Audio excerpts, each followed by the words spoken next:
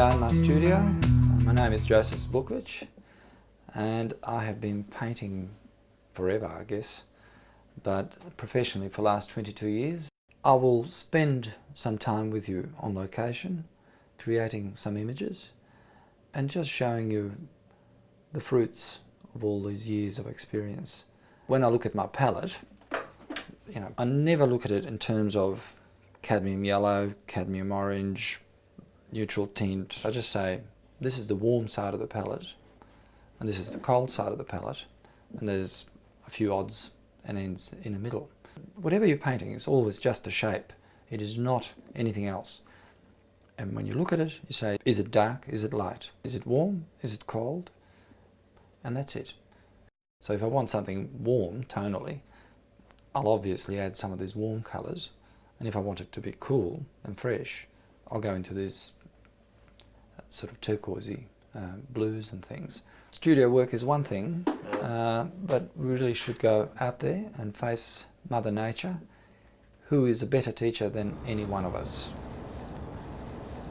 Here we are in Williamstown, one of my favourite painting locations. It's an old port part of Melbourne. I think it's one of the first areas to be settled in Melbourne. And it does still have a very much nautical feel to it. Lots of boats, jetties. But the beauty of it is, particularly on a grey day like today, is that it presents a very simple subject. I never begin until I've just resolved what I'm about to paint. If it's unresolved, you will never resolve it, trying to go around it as you paint. So we have a little trap here. A lot of painting presents, when you pick a subject, traps, and that is that you might start doing something which will ruin your picture. In this case, we have a very complicated, distant shape of the city. The initial tendency is to instantly want to paint all those bits and pieces in. And when you look at this scene, your eye will inevitably be drawn to the boats and to the water. So really, that's your subject, that's your stage. The actors on a stage, if you like, are the boats. The buildings are a mere backdrop. So when you go into the theatre and watch a play, you don't spend your time looking at the backdrop. The paper I use in my painting almost exclusively is Saunders Rough Surface 300 grams.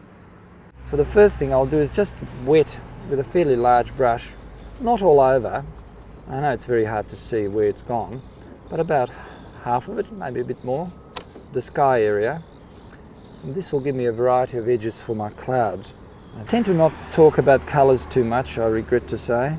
I just want a bit of grey clouds, and it always helps to put a bit of yellow into your grey, warm it. And these sort of free shapes, you really have mere seconds to paint it. I think a little bit of pretty blue, the sky, a gap here and there. Now, because I've pre-wetted this paper, it's given me just a few soft edges, but it's left enough dryness here and there, as you can see, to give that little bit of a staccato look. And I'll add a bit more yellow. There's a fair bit of warmth there. And I'll just take that right through on the horizon. I obviously need to wait for this to dry. I hate hanging around. I'll paint the water surface. Might almost start with basically clean water up the top here, just a little bit of warmth in it. And this should be enough. But as soon as I start coming down here, I need to start with a blue into this bead. It's a bit bright, I think, but I'll go with it for time being. I'm not too worried about the boats and things because there's a lot of darks there, which I'll bring in later. So I'll put in a bit of lilac or something, just kill it off a bit. It's a too bright a blue for the day. And I think I need a bigger brush for this.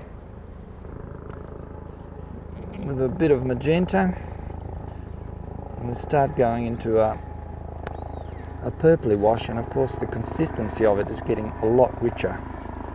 Maybe a bit too rich. Wash it off a bit. travel down. I'll go back into this grey. I'll put a bit of turquoise at the bottom. So while the paper is quite damp, I'm not quite sure what to go with. Sometimes just paint by the seat of your pants. You kind of try a couple of things. And if they don't work, well, you change your mind as you go along. I need much thicker pigment and not too much of it on a brush. And this will be just reduced to a bare minimum, an impression of some waves. So while I've been doing these waves, this top part has dried sufficiently. It's still quite damp, but if I get a bit of furring, I won't worry. And of course, when I paint, I never think of these shapes I'm doing in terms of colour. I always look at them in terms of tone. Without good control of tonal values, you will never get depth in your work. And I'll try and zap this city in very quickly, just an impression of it, really. As I'm fond of saying, indicate, don't state. Apart from the town planner and maybe a few people that own these skyscrapers, no one is going to know that you haven't got them in the right place. I feel there's often way too much obsession about actual accuracy of what you're painting. In that process, you do the ultimate crime of forgetting the big picture. What are you painting? Are you painting skyscrapers or a lovely calm day by the seaside? And we just need to go a bit richer at the bottom, so I'll put in a bit of burnt umber. I'm very limited in my colour use. And I have all these colours squeezed here. I'll probably end up using about 3 of them. Cobalt turquoise is probably a colour that's particularly unique to me. It's terrific for making nice greens.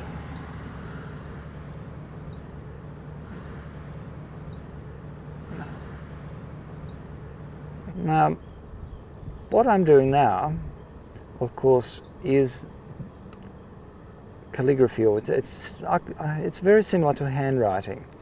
And this is what distinguishes every artist and makes him what he or she is.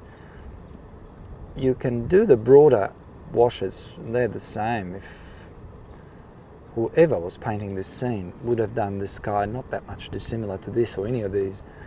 But when it comes to these calligraphy bits, the marks we leave behind, they are very individual and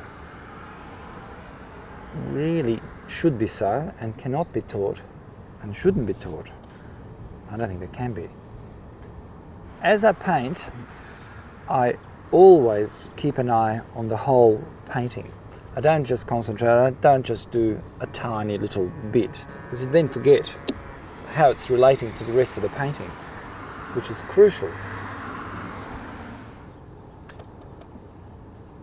Tone is definitely your number one weapon, so to speak, in creating depth or illusion of such. And really, ultimately, that's what traditional painting is about. Now, I can sense danger again, because as I look at this, as your eyes adjust to distance, you start picking out all these tiny bits. I can actually see cars on the other side now. And the big mistake is to put it all in. There's another secret of painting is connecting your shapes so that you don't have these bits sitting there by themselves. And the jetty itself is connected through the masts and through this, I think it's a block and tackle thing that they lift the boat engines up on.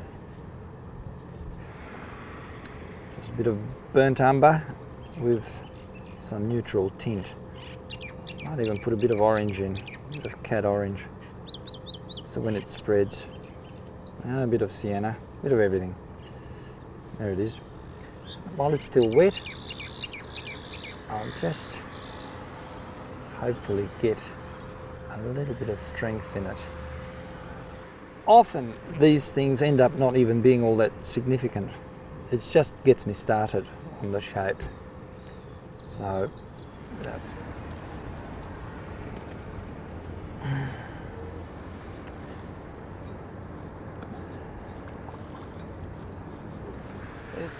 this lovely blue colour is called Tasmanian blue.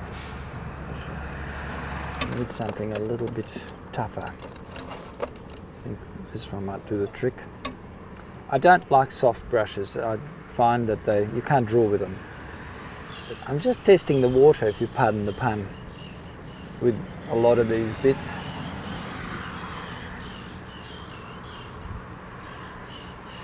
So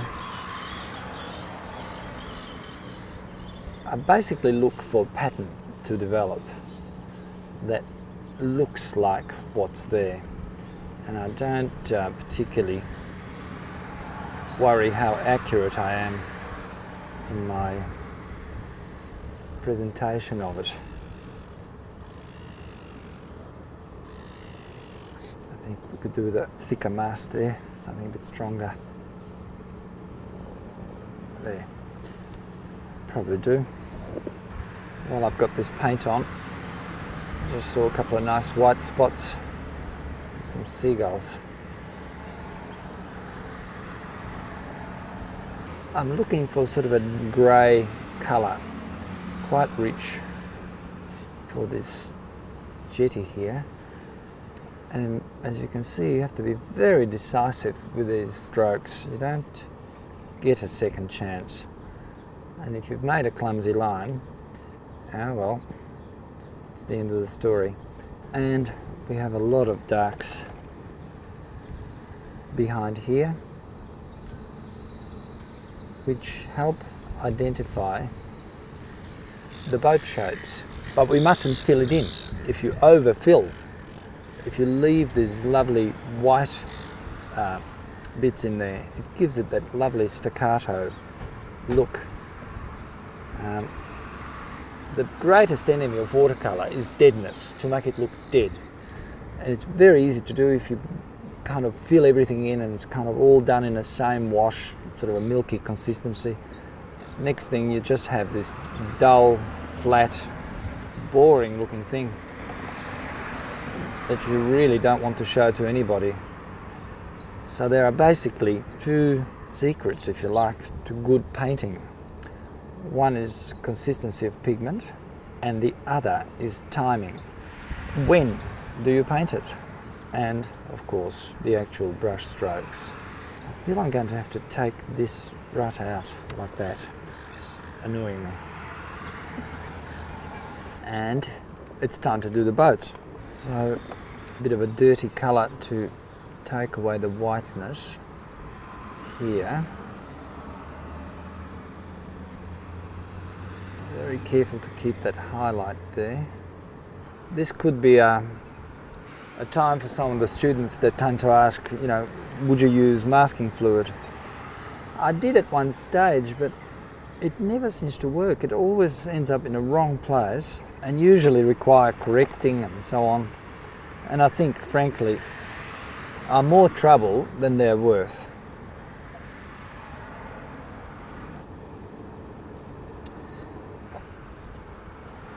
Take this nice yellow right through and through there. There's this one here. Obviously, I have left out approximately 200 boats. I think if you make the scene too busy, it just simply, quite simply, the message itself is lost. And the big soupy mix of turquoisey reflection, I want it to be fairly solid. Here we go. For the time being, this is going to be all rather messy. I want some lovely, elegant bits. And just like the clouds, you have mere seconds to do this. And basically one go at it. And if you've mucked it, you've mucked it, and that's it. You've got to start again, even at this stage. Should have been a bit darker. This is drying. Because a lot of this I actually make up, so to speak, where it's not true to what's there. In the end, I'm just trying to convey the message of the scene. A tranquil harbourside moment, despite all the traffic and so forth.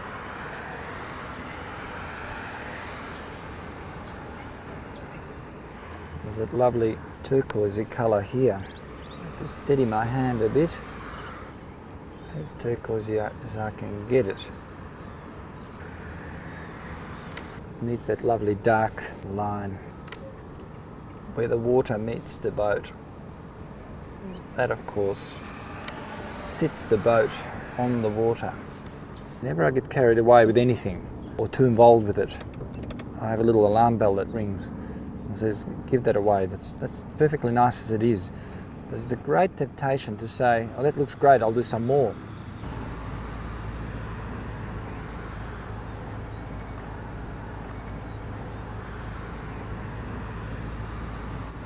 Now, my original drawing, the men were there, so I'm going to move these men across. I'll sit them in this empty spot here. So we're at the jewellery stage, as I call it, finishing off. Maybe a bit of warmth. I'm sort of flying by the seat of my pants here a bit. I'm trying to decide. I know that the man needs to be very solid, so we can see him. I'm trying to decide on a colour. I don't want to detract from this lovely turquoise down here. And we'll give him a mate, I think, to talk to. And of course the second figure's just a little bit easier.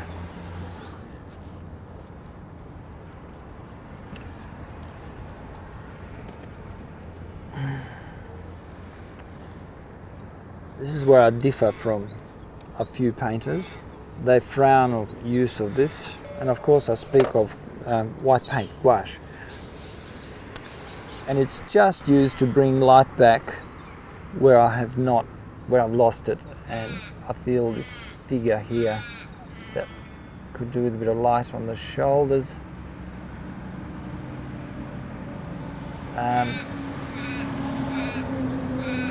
Maybe this boat here straightening up a bit. That was hardly worth mentioning, was it? It really is just ever so little. I feel this is a bit weak now, so I'm actually going to glaze that a little bit with a big brush with some nice big positive strokes. I feel it's just a bit weak. I think I might go for some purple.